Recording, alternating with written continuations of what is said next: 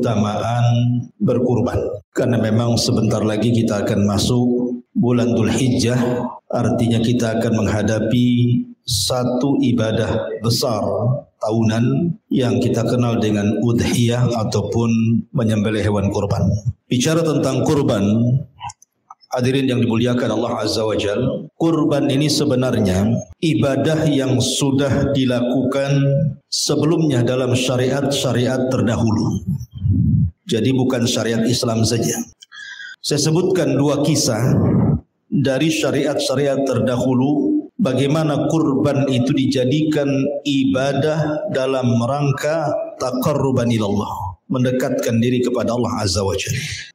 Kisah yang pertama, kisah yang Allah Subhanahu wa taala firmankan dalam Al-Qur'an, watlu alaihim naba abnai adama bil haqq idh qarraba qurbanan fatuqabbala min ahadihima wa lam yutaqabbal min al-akhar qala la aqtulannak qala innama yataqabbalullahu minal muttaqin.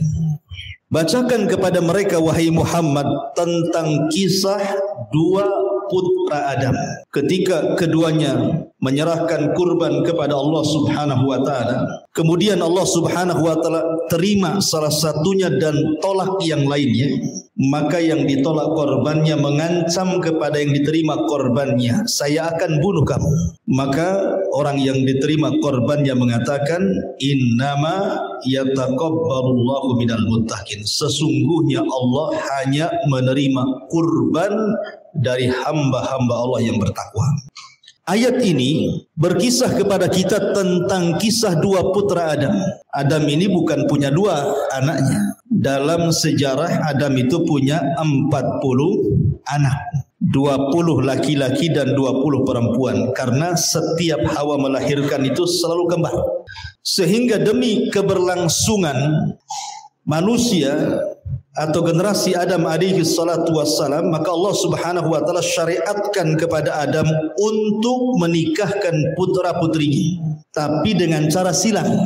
Lah yang paling besar anak Adam itu ada yang mengatakan Qabil, ada yang mengatakan Habil. Yang jelas tidak boleh seseorang menikah dengan kembarannya. Dia harus menikah dengan kembaran saudaranya. Itulah syariat yang Allah Subhanahu wa taala syariatkan kepada anak-anak Adam. Karena yang siap menikah adalah Qabil dan Habil, maka Adam menyarankan agar Qabil menikah dengan kembarannya Habil, sementara Habil menikah dengan kembarannya Qabil. Masalahnya syaitan datang memberikan was-was kepada Qabil. Karena iblis sudah bersumpah di hadapan Adam atau di hadapan Allah sewaktu iblis belum diturunkan ke dunia akan menyesatkan anak Adam. Disinilah kesempatan iblis untuk menggoda anak turunan Adam. Dia datang kepada Qabil memberikan was-was. Qabil, kamu jangan mau. Kembaran Habil itu kurang cantik. Sementara kembaranmu itu cantik sekali. Apa mau engkau menikah dengan wanita yang tidak cantik sementara wanita cantik diambil orang? Rupanya was-was syaitan ini masuk pula ke hatinya si Qabil ini. Dari situ dia menentang keputusan ayahnya Adam. Tidak mau menikahkan Qabil dengan kembarannya Habil. Karena Adam alaihi salatu wassalam bukan ayah yang diktator memaksa anaknya, tidak. Tetap Adam mencari solusi terbaik. Dia berdoa kepada Allah Subhanahu wa taala agar diberikan solusi. Maka Allah Subhanahu wa taala memberikan solusi. Sudah gini saja, katakan kepada anak-anakmu bahwa Allah mensyariatkan kurban. Siapa yang diterima kurbannya, dia berhak mengambil pasangannya. Siapa yang ditolak kurbannya, maka dia tidak bisa mengambil pasangannya. Akhirnya kemudian, karena Habil itu mewarisi sifat Adam, orangnya baik. Kalau seandainya Habil tidak dibunuh Qabil, tentu dia jadi nabi.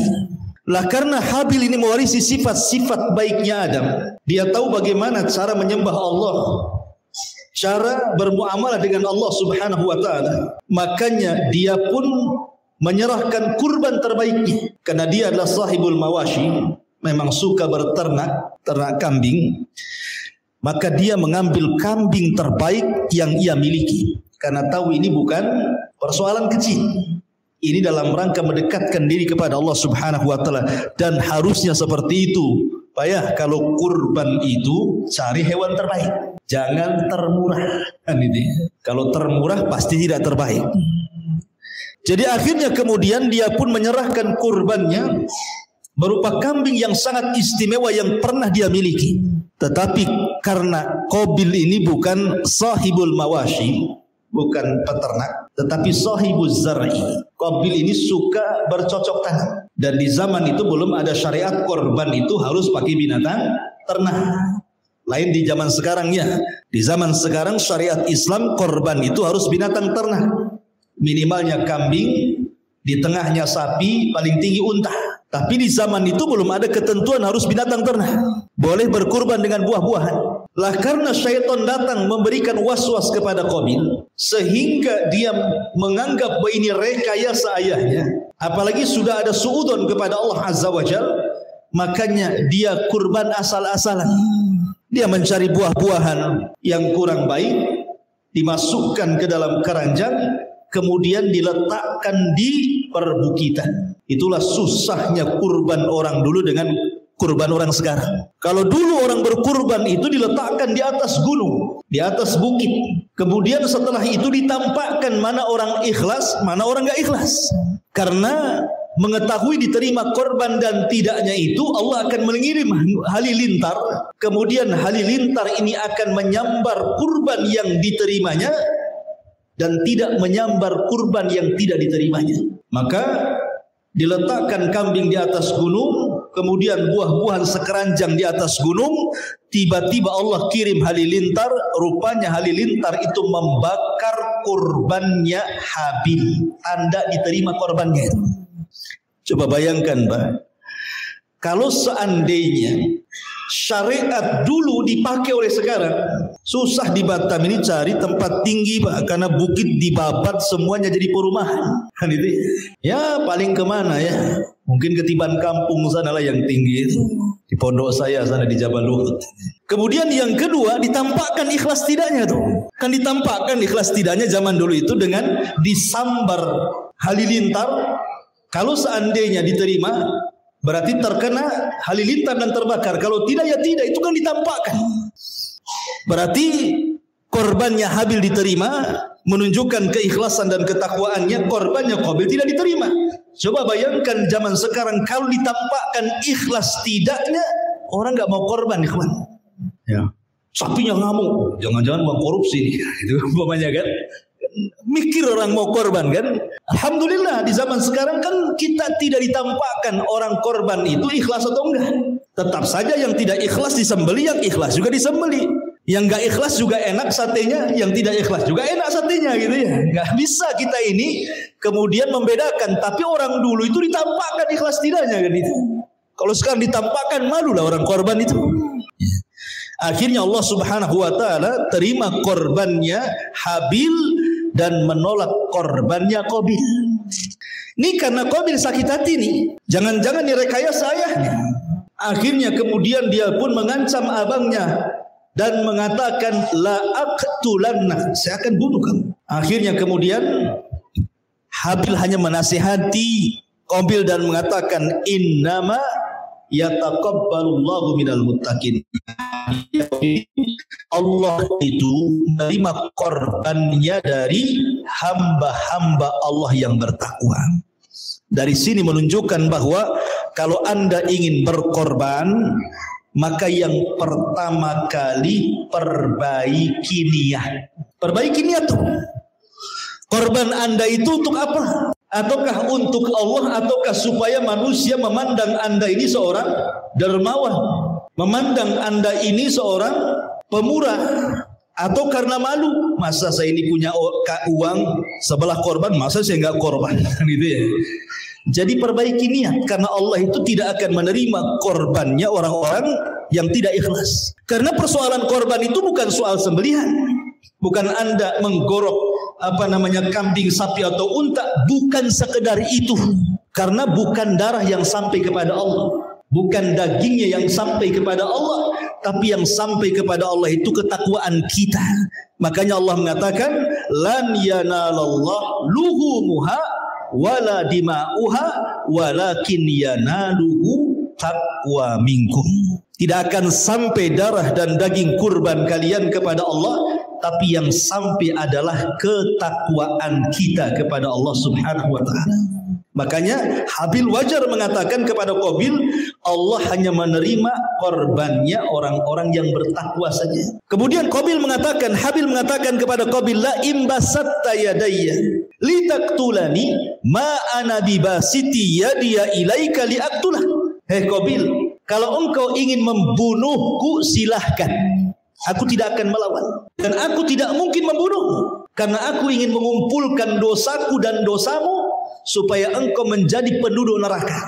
Akhirnya ancaman Qabil ini bukan ancaman biasa, betul. Suatu hari ketika Adam alaihi salatu wassalam memanggil Habil, rupanya tidak datang-datang, dipanggilah Qabil. Wahai Qabil, cari saudaramu si Habil itu, suruh pulang. Maka Qabil pun mencari abangnya. Ketika melihat abangnya sedang tertidur keletihan karena menggembala kambing, disinilah syaitan datang merasuki hati si Qabil. Kemudian karena sudah ada rencana membunuh, karena kejahatan itu bukan hanya ada niat tapi juga ada kesempatan, waspadalah, kan begitu ya. Ini ada kesempatan, niat sudah ada tuh. Ini sudah ada kesempatan, nih Habil sedang terlentang tuh. Maka dia ambil batu, kemudian dibenturkan di kepalanya, matilah. Gak percaya pula lah buat kayak gitu, dibentur kepalanya, mati. Ketika mati ini, meninggal Habil, karena zaman itu kan belum ada namanya fardu kifayah, ya kan? Belum ada di zaman itu fardu kifayah. Cemana caranya ini mengebumikan atau mengurus jenazah itu? Qabil ini bingung ini, bagaimana caranya? Akhirnya dia sembunyikan jasad itu, ada yang mengatakan bertahun-tahun gitu karena bingung. Tapi suatu hari dia melihat ada burung gagak yang sedang berkelahi dengan kawannya. Kemudian satu burung gagak membunuh burung gagak yang lainnya. Setelah itu diperhatikan, burung gagak ini mengorek-ngorek tanah, kemudian memasukkan bangkai saudara yang dibunuhnya, kemudian ditimbun lagi. Disitulah baru kepikiran bagaimana cara menguburkan jenazah. Akhirnya Qabil pun melakukan hal yang sama, melihat pelajaran dari burung gagak itu, dikuburlah Habil oleh Qabil. Dan itulah pembunuhan pertama di alam semesta. Qabil membunuh ayahnya, kata Rasul, setiap dosa pembunuhan setelahnya akan ditanggung oleh Qabil sampai kiamat dibangkitkan, karena dia orang yang pertama mencontohkan membunuh. Ini satu kisah dalam sejarah kurban. Kisah yang kedua, kalau kita cerita kurban, berarti kita cerita kisahnya Nabiullah Ibrahim alaihi salatu wassalam Khalilur Rahman. Nabi Ibrahim itu, ibu bapa yang dimuliakan Allah Azza wa Jalla, disebut Abul Anbiya, bapaknya para nabi. Kenapa disebut Ibrahim itu bapaknya para nabi? Karena setelah Ibrahim diutus menjadi nabi dan rasul, dan salah satu daripada ulul azmi minar rusul, maka tidak ada nabi dan rasul setelah Ibrahim alaihi salatu wassalam kecuali jalurnya kepada dua putra Ibrahim. Pertama kepada Ishak ibnu Ibrahim, yang kedua kepada Ismail ibnu Ibrahim. Semua nabi. Jadi setelah Ibrahim alaihi salatu wassalam, semua nabi, bahkan ribuan para nabi. Kenapa saya katakan ribuan para nabi? Karena ada hadis Abu Darda radhiyallahu an bertanya kepada Nabi sallallahu alaihi wasallam. Kata Abi Dzar, ya Rasulullah, kam adadul anbiya, berapa sih jumlah nabi itu? Maka Nabi SAW menjawab pertanyaan Abi Dzar dan mengatakan jumlah nabi itu 124.000 dan jumlah rasul itu 315 rasul. Tapi yang kita kenal namanya hanya 25 nabi dan rasul saja yang dicantumkan dalam Al-Quran. Sebenarnya lebih daripada 25 nabi. Karena Rasul mengatakan kepada Abi Dzar 124.000 jumlah nabi, dalam riwayat 120.000 dan 315 rasul. Lah nabi dan rasul sebanyak itu jalurnya cuma dua. Jalurnya cuma dua. Imma ke Ishak putra Ibrahim dari Siti Sarah, ataupun kepada Ismail putra Ibrahim dari Hajar. Tetapi yang dari Ismail ini tidak banyak, cuma satu. Karena setelah Ismail menikah punya anak, tidak ada jadi nabi dan rasul kecuali Nabi kita Muhammad sallallahu alaihi wasallam. Cuman satu saja, dari Ismail kepada Rasulullah saja. Beda dari Ishak. Kalau dari Ishak ini melahirkan Yakub, kemudian Yakub melahirkan 12 yang disebut dengan Bani Israel. Lahirlah dari Bani Israel ini ribuan para nabi yang diutus kepada Bani Israel dan ditutup dengan kenabian dan kerasulan Isa ibnu Maryam alaihi salam. Yang ingin saya kisahkan, ketika Ibrahim alaihi salatu wassalam sudah menikah gitu ya dengan Siti Sarah, sudah tua, tidak kunjung dikaruniai anak. Akhirnya kemudian ketika Ibrahim dengan Sarah ini safar atau hijrah ke Mesir, kemudian mendapatkan perlakuan zalim dari Raja Mesir kala Ibrahim itu, kemudian pulang mendapatkan hadiah seorang budak yang namanya Hajar. Maka Sarah pun menghadiahkan kepada suaminya budak namanya Hajar. Hajar ini anak raja. Dia kalah perang kemudian ditawan. Jadi budak Fir'aun di zaman Ibrahim. Karena dia adalah putri lawan, anak raja yang ditawan, maka oleh raja ini dihadiahkan kepada Sarah. Bawa saja sana ke Palestina. Jadi Hajar itu walaupun budak, bukan budak biasa, dia putri raja. Jadi dihadiahkan oleh Sarah kepada Ibrahim. Akhirnya Sarah meminta agar Ibrahim menggauli. Boleh jadi dari situ keberlangsungan hidup dari keturunannya. Maka Ibrahim menikah dengan Hajar dan Allah takdirkan punya anak namanya Ismail. Ya. Lah karena Nabi Ibrahim alaihi salatu wassalam dekat dengan anaknya, maklum sudah tua, tidak punya anak, tiba-tiba dikarunia anak, kan sayang jadinya Ibrahim itu kepada Ismail. Ya tidak mungkin sayang kepada anaknya, tidak pula sayang kepada ibunya, ya pasti sayang juga lah kepada ibunya. Itulah yang menjadikan cemburunya Sarah kepada Hajar. Sampai-sampai dikisahkan dalam sejarah itu, saking cemburunya, jadi Hajar ini karena dianggap masih budak dia, diberikan tali di pakaiannya, kemudian ujungnya diikatkan batu. Jadi kalau dia berjalan di padang pasir itu kan namanya menggeret batu, kan ada bekasnya kan. Nah, jadi tahu di mana Hajar berada. Kalau sekarang ini pakai GPS lah ya. Ya jadi madunya itu dikasih GPS, ini ada di mana ini, jangan-jangan sama suaminya gitu ya. Buru. Ya tentu ini sebab musabab supaya Ibrahim memisahkan Hajar untuk sebuah hikmah besar. Ibrahim harus hijrah ke mana? Ke Mekah. Dan Mekah adalah negeri yang paling mulia di alam semesta ini. Sebab kalau tidak ada kisah ini, Ibrahim tidak akan hijrah ke Mekah. Tapi dengan adanya kisah seperti ini, Sarah cemburu dengan Hajar. Akhirnya Allah Subhanahu wa taala memerintahkan untuk memisahkan keduanya, dan Allah mengilhamkan, mewahyukan kepada Ibrahim untuk membawa Hajar dan juga putranya Ismail menjauh dari Palestina, rupanya menuju mana? Menuju Mekah. Kala itu Mekah bukan seperti sekarang. Mekah itu masih berupa padang pasir kering kelontang, masih dalam bentuk lembah. Tidak ada kehidupan, tidak ada pohon, tidak ada makanan, tidak ada minuman, kersang, kering, kelontang, panas, terik gitu. Itulah Mekah zaman dulu. Nggak ada manusia, nggak ada hewan. Lah Ibrahim alaihi salatu wassalam akhirnya memisahkan Hajar dari Sarah. Berangkatlah Ibrahim dengan Hajar dan Ismail bayi. Bayangkan, menggendong bayi. Akhirnya kemudian dibawalah oleh Ibrahim sampai biwadin ghairi zar'in inda baitikal muharram, ke lembah yang tidak ada pokok tanaman satupun, tapi di sampingnya ada Baitullah Al-Haram. Ingat Ka'bah itu, yang pertama membangun siapa? Malaikat. Kemudian diperbaharui oleh Adam alaihi salam. Kemudian setelah Adam meninggal diperbaharui oleh putranya namanya Syith ibn Adam alaihi salam. Kemudian oleh Idris. Sampai akhirnya Ka'bah runtuh, hancur, tapi pondasinya tidak hancur, terpendam begitu saja.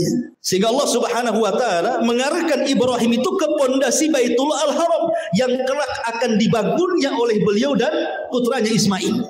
Berangkat Ibrahim dengan Hajar ini ke lembah yang kering kelontang itu. Subhanallah, ini pelajaran besar tentang tingginya tawakal seorang wanita yang bernama Siti Hajar ini. Jadi ketika Ibrahim sampai saja di kota Mekah, tiba-tiba kemudian hanya memberikan bekal makanan yang cukup hanya makan sehari 2 hari. Kemudian diletakkan di lembah. Habis itu Ibrahim pergi tanpa bicara dan dilarang melirik ke belakang. Coba bayangkan perasaan wanita. Kan itu ya. Diletakkan begitu saja. Habis itu Ibrahim pergi lagi ke Palestina. Allah melarang tidak boleh bicara dan tidak boleh menengok ke belakang. Luar biasa. Namanya perasaan wanita. Hajar kan manusia punya perasaan juga. Kemudian Hajar memanggil Ibrahim, ya Ibrahim. Ya Ibrahim, ila aina tadhab? Kemana engkau tinggalkan kami? Tapi Ibrahim terus berjalan, tidak bicara, tidak melihat. Karena Hajar ini memang dibimbing oleh seorang Nabi Allah. Tawakalnya kuat kepada Allah. Dia paham. Jangan-jangan ini perintah dari Allah kepada Ibrahim untuk meninggalkan dirinya di situ. Lihat wanita cerdas, wanita berakal langsung paham. Sehingga ketika Hajar paham maksudnya Ibrahim, dia mengatakan, ya Ibrahim, apakah Allah yang memerintahkan perkara ini agar engkau tinggalkan aku dan Ismail di sebuah lembah, tidak ada pokok, tidak ada tanaman, tidak ada makanan, tidak ada minuman? Kalau memang ini perintah Allah, pergi sana wahai Ibrahim. Idzan lan yudayyi'un Allah. Saya yakin Allah tidak mungkin mengabaikan saya di sini. Pergi sana. Tawakal kuat luar biasa, ikhwan. Anda saja tidak mungkin bisa seperti Hajar. Saya contohkan, Anda safar ke Jakarta, tiba-tiba dompet hilang, kelabakan nggak tuh? Stres kan itu ya? Bingung itu kayak kiamat tuh. Padahal dompetnya itu isinya cuma 10.000. Iya Ustaz, isinya 10.000 di ATM yang ratusan juta. Gitu kan? Jadi sudah stres kita ini, tawakalnya hilang. Wah, sudah kayak kiamat, langsung lemas, langsung duduk di trotoar itu. Nggak ada tawakalnya.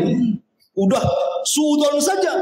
Jangan-jangan kalau diambil orang nanti dijebol, dibobol rekeningnya. Udah kemana-mana itu otak kita ini. Lihat Hajar, sederhana. Dia mengatakan kalau ini perintah Allah, pergi sana. Saya yakin Allah tidak mungkin meninggalkan saya sia-sia di sini. Luar biasa tawakalnya Hajar kepada Allah Subhanahu wa taala yang patut ditiru oleh semua manusia. Ibrahim pun pergi ke Palestina. Hajar berdua bersama Ismail. Masih baik. Perbekalan cuma 2 hari atau 3 hari. Ketika sudah 2-3 hari di situ, makanan sudah tidak ada, minuman yang dimakan juga sudah tidak ada. Ini Ismail kecil menangis karena kehausan dan kelaparan. Terpaksalah kemudian Hajar pun berlari mencari minuman di tengah padang pasir. Naiklah dia ke bukit Sofa. Kemudian dilihat-lihat, kok nampak ada air pada mata morgana. Lari dia ke Marwah. Sofa, Marwah, sampai 7 kali putaran. Sehingga menjadi syariat sa'i kan. Dalam setiap syariat umrah dan haji ada sa'i. Ya. Jadi 7 kali putaran antara Sofa dan Marwah. Lah ketika sudah lelah 7 putaran dia mencari air juga tidak kunjung dapat. Dia mendengar tangisan Ismail dari kejauhan. Khawatir dengan anaknya. Maka dia segera mendatangi Ismail. Rupanya di samping Ismail sudah ada Malakul Jibril, malaikat Jibril yang menjelma manusia berada di samping putranya. Kemudian oleh Jibril alaihi salatu wassalam dihentakkanlah kaki bayi ini Ismail, dihentakkan begitu. Tiba-tiba setelah kaki Ismail dihentakkan lewat malaikat Jibril, keluar air itu. Maka kemudian ketika melihat ada pancaran air di sebelah kakinya Ismail, diangkatnya Ismail, langsung dibendung. Mungkin bahasa Arabnya zam itu artinya membendung. Jadi kalau ada tanah dikumpulkan itu namanya zam. Berarti air itu kemudian belakangan disebut ma'u zam-zam. Jadilah air itu ma'u zam-zam, air zam-zam yang kita kenal hari ini. Lah karena di situ sudah ada air yang dibendung oleh Hajar, burung-burung dari mana-mana datang ingin minum di situ. Lah kebetulan ada para musafir dari suku Jurhum Yaman yang sedang kehausan di jalan. Mereka para pedagang kebetulan lewat tidak jauh daripada bendungan Zam-Zam itu. Mereka melihat ada burung, pasti ada air di situ. Maka kabilah Jurhum ini akhirnya mendekati tempat itu. Rupanya betul di situ ada genangan air dan di situ ada seorang wanita dan anak kecil, anak bayi sedang menunggu di samping air itu. Subhanallah, suku Jurhum itu dari Yaman, orang Yaman itu araqul qulub, lembut hatinya. Kalau mereka bisa buat jahat untuk merebut air itu, bisa saja membunuh Hajar kan? Tapi tidak dibunuh. Justru dia sopan datang, ingin meminta air. Maka Hajar mengatakan, boleh kau minta air, tetapi barterlah dengan makanan. Kami belum makan. Lihat bagaimana Allah Subhanahu wa ta'ala memberikan rizki dari arah yang tidak disangka-sangka kan? Itu hasil dari tawakal. Jadi kalau orang tawakal kuat, insya Allah rizki orang itu akan ditanggung oleh Allah. Karena Allah tidak mungkin mewafatkan seorang hamba kecuali disempurnakan rizkinya. Jangan takut. Ini mah baru di PHK, di PT saja udah kayak kiamat besar itu. Kayak Israfil lagi niup sangkakala tuh. Seolah-olah tidak ada lagi rizki yang ada di PT situ saja. Ingat, rizki Allah luas. Terkadang kita ini keluar dari sebuah pekerjaan, boleh jadi Allah akan mengangkat derajat kita dan akan mendapatkan pekerjaan yang jauh lebih hebat, lebih besar lagi gajinya. Siapa tahu? Maka tawakallah kepada Allah Subhanahu wa ta'ala. Buktinya Hajar bertawakal, datang makanan, datang minuman kan? Siapa yang ngasih? Allah lewat perantara orang-orang ini. Karena sering berlalu kabilah Jurhum ini, mulailah kemudian mereka meminta kepada Hajar untuk tinggal di situ. Maka dibuatlah 1 tenda, 2 tenda, 3 tenda, 4 tenda. Akhirnya lama-lama di sekitar Zamzam banyak hunian dari suku Jurhum dan akhirnya menjadi hunian manusia banyak di situ. Itulah suku Jurhum, suku yang pertama kali mengasas negeri Arab. Ya, walaupun kemudian Jurhum diserang oleh Khuza'ah, akhirnya kalah karena takut Zamzamnya direbut, kemudian dikubur sehingga ratusan tahun Zamzam hilang. Baru ditemukan di zaman kakek Nabi SAW yang bernama Abdul Muttalib. Itu sejarahnya panjang. Kita kembali. Jadi ketika Ismail alaihi salatu wassalam menginjak remaja di tengah-tengah kabilah Jurhum di sekitar Zamzam itu, Ibrahim alaihi salatu wassalam tentu ingin melihat putranya karena sudah lama tidak ketemu.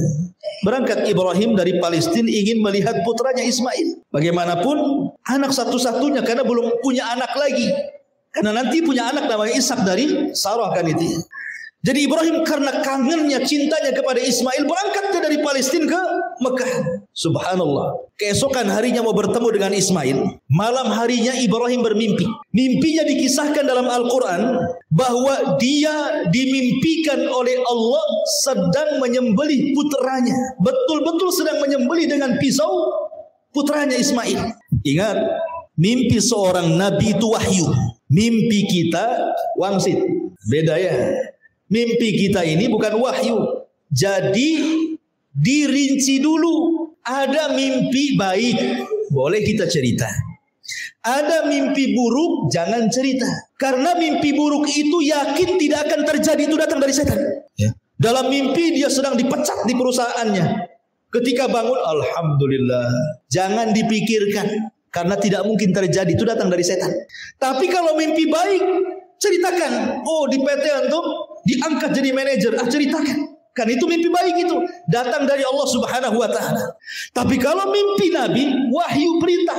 Makanya kemudian Ibrahim termenung saat dia terbangun, dia tahu ini perintah Allah Subhanahu wa ta'ala. Bagaimana cara ngomongnya nih sama Ismail yang sudah beranjak remaja ini? Karena ketika itu Ismail berusia 15 tahun. Ketika proses atau peristiwa penyembelihan itu. Dan 15 tahun itu, anak laki-laki 15 tahun itu kan sudah bisa diajak diskusi. Sudah bisa diajak dialog. Apalagi begini Pak, kalau Anda punya anak usia 15 tahun, dia cerdas, dia soleh, pasti bangga kita ini. Bangga lah orang tua itu ya. Karena biasanya usia 15 tahun sudah bisa diajak diskusi. Bisa disuruh-suruh gitu ya. Kalau dia baik pasti membanggakan orang tuanya. Jadi Ibrahim ketika berjumpa dengan Ismail, dia menjauhkan dari ibunya. Kemudian dia bercerita, padahal itu lagi kangen-kangennya. Kata Ibrahim, ya bunai, inni ara fil manami anni adbahuka fandur madza tara. Ismail, ayahmu semalam bermimpi bahwa ayahmu menyembelih dirimu. Bagaimana pendapatnya? Subhanallah ikhwan, Ismail ini anak bijak, anak dari didikan Siti Hajar yang tawakalnya kuat kepada Allah dan putra dari seorang nabi yang merupakan kekasih Allah Subhanahu wa ta'ala. Sehingga jawaban Ismail tegas jelas, tidak ada muqaddimah. Langsung mengatakan kepada ayahnya, wahai ayahku, kalau memang ini perintah Allah, kalau memang ini wahyu dari Allah, ya abatif al-ma tu'mar satajiduni insyaallahu minas sabirin. Kalau memang ini perintah Allah, lakukan saja wahai ayahku, dan engkau akan dapati diriku termasuk hamba Allah yang sabar. Subhanallah. Enggak ada mukadimah-mukadimahnya. Ismail tidak mengatakan, pikir dulu wahai ayah, kau kan sudah lama, masa datang-datang bawa pisau nyembelih aku? Enggak juga. Ya. Jangan-jangan itu mimpi dari setan, jangan-jangan itu mimpi dari jin, jangan percaya wahai ayah. Enggak juga. Ismail langsung tegas jelas mengatakan, kalau itu mimpi dari Allah, kalau itu perintah Allah, wahai ayahku, lakukan saja, sembelih aku cepat, mudah-mudahan aku termasuk hamba Allah yang sabar.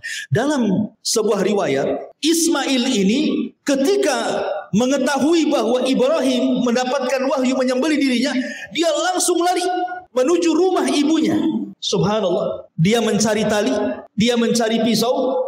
Setelah dapat tali dan pisau, dia datang ke ibunya. Kemudian dia mengatakan kepada ibunya, selamat jalan. Ya pokoknya bahasa-bahasa seolah-olah tidak akan berjumpa lagi. Ibunya pun heran, ada apa ini? Kemudian Ismail datang kepada ayahnya membawa tali dan pisau. Kata Ismail, wahai ayahku, ikat tanganku, ikat kakiku. Kenapa? Supaya aku bisa sabar saat penyembelihan itu. Sebab kalau aku tidak sabar, merasa sakit, bisa berontak, lari. Kan begitu ya? Tapi kalau diikat mau lari gimana tuh? Ya. Itu makna satajiduni insyaallahu minas sabirin. Engkau akan mendapati aku termasuk hamba sabar. Maksudnya ikat aku supaya aku tidak lari. Kemudian Ismail mengatakan, dan permintaanku hai ayahku, setelah engkau ikat aku, buat pisau itu setajam mungkin supaya cepat penyembelihannya, dan sing-singkan pakaianmu, jangan sampai cipratan darah dari leherku menimpa pakaianmu, kemudian dilihat ibuku dan dia akan sedih selamanya. Itu permintaan Ismail. Maka Ibrahim pun menyetujui. Ketika Ismail sudah diikat, pisau sudah diasah, kemudian pakaian Ibrahim sudah dising-singkan, kemudian Ibrahim ditelungkupkan, karena memenggal kepala manusia berbeda dengan memenggal kepala binatang. Kalau binatang kan dari depan leher, karena manusia dari belakang, kalau hukum pancung gitu, ya kan? Jadi Ismail itu meminta agar ayahnya saat menyembelih jangan memandang dirinya, nanti ada kasihan dan tidak jadi. Jadi kalau bisa ditutup. Jadi Ismail sudah dilentangkan, sudah diikat, Ibrahim sudah menyisingkan baju, pisau sudah diasah, Ibrahim sudah menutup mata. Pisau ini sudah di leher Ismail, bahkan sudah diiris-iris. Tapi Allah buat pisau itu tumpul dan tidak bisa melukai Ismail. Jadi Ibrahim itu sudah begini-begini tuh, ya. Nggak bisa pisau itu kemudian menembus leher Ismail. Tiba-tiba ketika Ibrahim terus mengiris-iris leher Ismail, tapi tidak luka juga karena Allah tumpulkan pisaunya, dari langit ada suara dan mengatakan, sungguh engkau sudah membenarkan mimpimu. An-saddaqta ru'yak ya Ibrahim. Engkau sudah membenarkan mimpi. Karena betul-betul Ibrahim menyembelih, tapi Allah buat tumpul itu. Berarti Ibrahim ini betul-betul menyembelih Ismail. Kenapa Allah Subhanahu wa taala uji sedahsyat itu Ibrahim harus menyembelih putranya? Karena ketika Ibrahim dikaruniai anak, mulai kecintaan Ibrahim kepada Allah berkurang karena ada anak yang dicintainya. Jadi Allah ingin membuktikan bahwa kecintaan Ibrahim kepada Allah itu masih 100% tidak terpengaruh dengan Ismail. Makanya diuji dengan seperti ini. Ya. Jadi ketika kemudian Ibrahim betul-betul menyembelih, tiba-tiba Allah mengatakan, an-saddaqta ru'yak, engkau sudah membenarkan mimpimu wahai Ibrahim. Tiba-tiba datang kambing dari langit, dibawa oleh malaikat. Ada cerita Israiliyat bahwa kambing itu adalah kambing yang dikorbankan Habil. Jadi Habil waktu berkorban, diterima korbannya oleh Allah, kambingnya Habil diangkat ke surga. Kemudian diturunkan kembali kambing itu di masa Ibrahim. Inilah yang digantikan oleh Allah Subhanahu wa taala, di mana Ibrahim tidak jadi menyembelih Ismail dan Allah ganti dengan kambing kibas yang sangat besar, sehingga Allah mengatakan wa fadainahu bidzibhin adzim wa taraknahu lil akhirin. Kami ganti Ismail dengan kambing sembelihan yang besar, dan itu akan jadi cerita orang-orang setelahnya. Ya, akhirnya kalau kita cerita kurban mesti tidak lewat dari cerita Ibrahim ketika menyembelih Ismail kan. Jadi cerita sampai hari ini bahkan disebutkan dalam Al-Quranul Karim. Bahkan diceritakan dari generasi ke generasi sampai hari ini kita bercerita tentang kisah kurbannya Ibrahim terhadap Ismail dan Allah ganti dengan kambing yang sangat besar. Ma'asyiral muslimin yang dimuliakan Allah Subhanahu wa taala, dan ini ujian Ibrahim yang luar biasa. Wajar kalau kemudian Ibrahim diangkat menjadi satu di antara ulul azmi minar rusul. Nuh, Ibrahim, Musa, Isa dan Rasul kita Muhammad sallallahu alaihi wasallam disebut ulul azmi itu karena dikenal kesabarannya. Jadi mereka para nabi yang kesabarannya tingkat tinggi itu disebut ulul azmi. Ma'asyiral muslimin yang dimuliakan Allah Subhanahu wa taala. Itulah kisah kedua. Bagaimana kisah penyembelihan kurban kalau seandainya Allah Subhanahu wa taala tidak ganti dengan gibas, tentu akan jadi masalah kan. Kisah yang ketiga di zaman Nabi sallallahu alaihi wasallam. Jadi kurban itu sebenarnya sudah menjadi tradisi jahiliyah juga. Bukan syariat Islam saja, tradisi jahiliyah pun ada namanya kurban itu. Jadi suatu ketika Abdul Muttalib, kakek Nabi sallallahu alaihi wasallam, belum lahir lagi Rasul, itu menemukan air Zam-Zam yang sudah terkubur, yang dikubur suku Jurhum ratusan ribu tahun itu. Abdul Muttalib bermimpi, dalam mimpinya dia disuruh mengorek tanah gitu ya. Akhirnya dikorek betul-betul keluar air Zam-Zam. Gara-gara Abdul Muttalib menemukan air dan di saat itu kelangkaan air dan sangat dibutuhkan, hampir-hampir rebutan antar kabilah dan hampir perang. Gara-gara mendapatkan air, Abdul Muttalib mau direbut tuh sama kabilah-kabilah. Akhirnya kemudian sepakatlah para pemimpin kabilah untuk datang ke seorang peramal. Kira-kira keputusan peramal ini, itu air milik siapa? Makanya peramal tempatnya harus melewati berkilo-kilo padang pasir. Jadi Abdul Muttalib bersama kepala-kepala kabilah itu berjalan berkilo-kilo. Akhirnya satu persatu banyak orang mati nih. Pemimpin kabilah belum sampai sudah mati karena kehausan di tengah padang pasir. Kecuali hanya beberapa orang pemimpin. Ketika pemimpin-pemimpin yang tersisa ini sudah lelah letih, kayaknya tidak bisa, kalau kita lanjutkan kita bisa mati semua di tengah padang pasir. Ketika mereka sedang kehausan, entah mengapa Abdul Muttalib mengorek tanah di tengah padang pasir. Rupanya keluar air. Sebab itulah akhirnya tertolonglah beberapa pemimpin kabilah. Dari air itu mereka bisa minum. Akhirnya sepakat bahwa memang Zam-Zam itu milik Abdul Muttalib. Mereka tidak jadi bertanya kepada seorang peramal, balik lagi ke Mekah. Sehingga mereka sepakat Zam-Zam milik Abdul Muttalib. Siapa yang mau ngambil Zam-Zam, izin sama dia.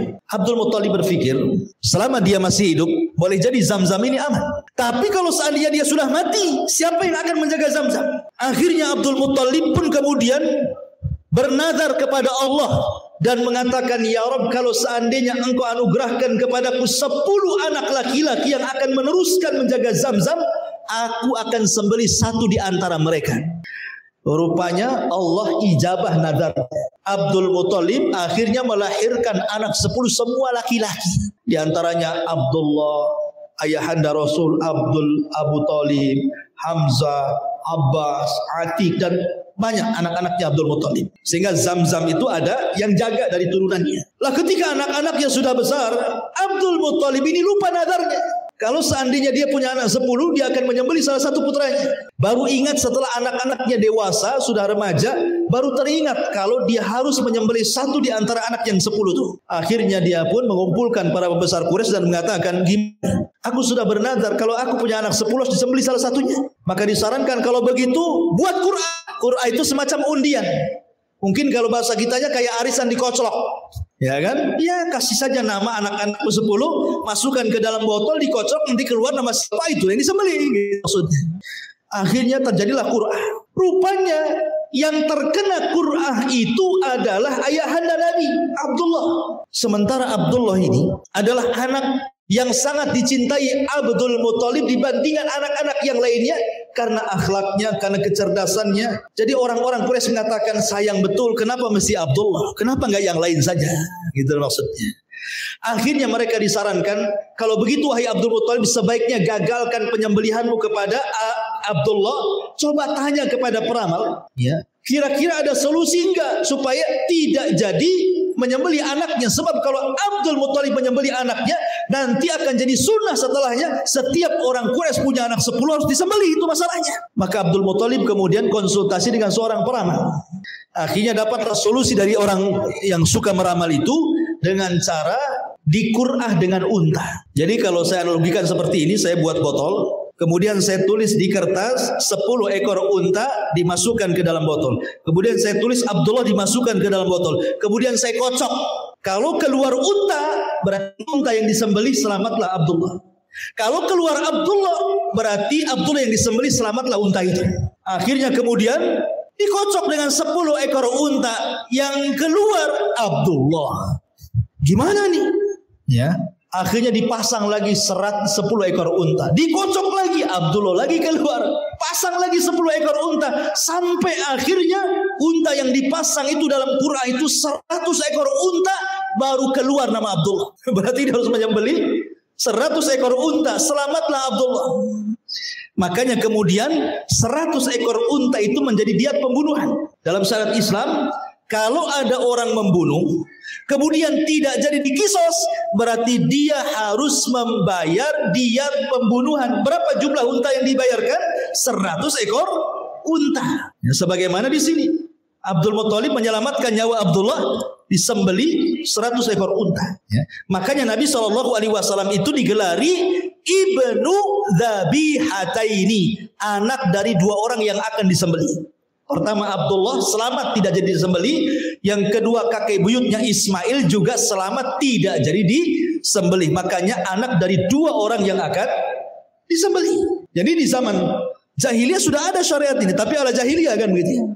Kemudian di zaman Nabi SAW, maka Nabi SAW dikisahkan dia apabila setiap berkurban setiap tahun itu, maka Nabi SAW dikisahkan menyembelih seekor kambing, kemudian yang bertanduk, kemudian yang gemuk, kemudian yang warnanya bercampur antara hitam dan putih. Dari sini dikatakan oleh para ulama bahwa korban itu harus yang terbaik. Pertama dia harus jantan.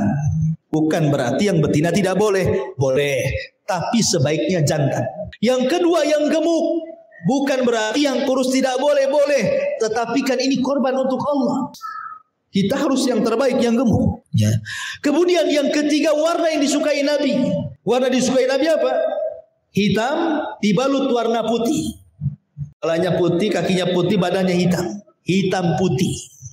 Ya. Itu warna yang disukai Nabi SAW. Kalau tidak ada, ya terserahlah. Mau warna batik pun tidak apa-apa. Maksudnya, kalau memang ada warna seperti itu lebih baik. Itu warna yang disukai Nabi. Kemudian kambing gibas. Kambing gibas itu bukan kambing kacang. Ya, kambing gibas itu kambing wool. Mungkin kalau bahasa kita kambing domba. Pernah dengar kambing Garut? Diadu-adukan. Nah, itulah kambing kayak gitu tuh. Bukan berarti kambing kacang tak boleh, boleh kambing kacang. Tetapi kan kita bicara ideal hewan yang dikurbankan. Dia jantan, dia domba, dia gemuk, warnanya antara hitam putih gitu ya. Dan Nabi SAW selalu menyembelih 2 ekor. 1 untuk diri dan keluarganya, 1 untuk umatnya. Ini ketika berkurban di luar haji. Tapi saat haji, Nabi SAW bukan kambing kurbannya. Dia unta. Saat Nabi SAW haji, dia berkurban dengan 100 ekor unta, 70 disembelih sendiri, 30 disembelih Ali. Artinya Nabi SAW terkadang kurban dengan 2 ekor kambing dan pernah juga dengan unta sampai jumlahnya itu 100 ekor unta. Siapa yang bisa menandingi korbannya Nabi? Zaman sekarang saja kalau ada 1 orang kurban di perumahan ini 10 kambing sudah viral. Itu disebut sepanjang zaman. Oh, itu Haji Anu itu dulu tahun berapa ya kurban 10 ekor. Padahal baru kambing. Ya kan? Nabi 100 ekor unta. Gak main. 1 unta itu mahal. Bisa beli 1 Avanza second. Berarti kalau dimobilkan itu 100 Avanza second kan itu ya. Masyaallah muslimin yang dimuliakan Allah Subhanahu wa taala. Jadi Rasul pun berkurban. Masyaallah muslimin, dan kurban itu hukumnya wajib bagi yang mampu. Jadi kalau tidak mampu ya tidak wajib. Jadi kurban itu wajib bagi yang mampu dan setiap tahun. Kata Nabi SAW, adapun waktunya kurban itu waktu disembelih setelah sholat id.